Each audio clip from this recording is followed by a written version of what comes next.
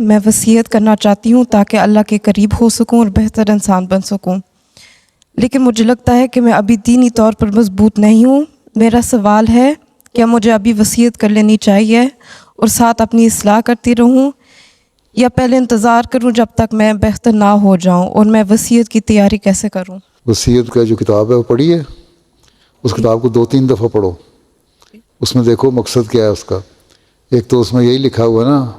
کہ خلافت کے ساتھ تعلق، اللہ تعالیٰ کی عبادت، یہ یقین کہ اللہ تعالیٰ ہر چیز پر قادر ہے، یہ یقین کہ اللہ تعالیٰ نے جماعت پیدا کی ہے تو اس کو ترقی بھی دے گا،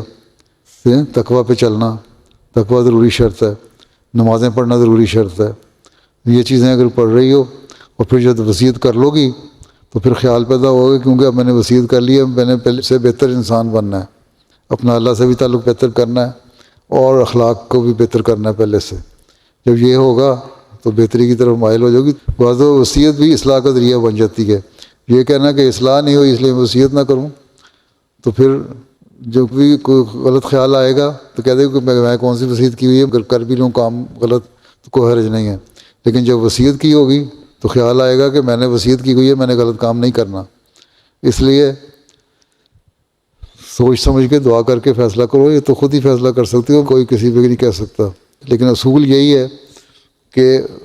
نیکی کی ایک طرف قدم اٹھاؤ تو اور نیکیاں کرنے کی توفیق ملتی ہے۔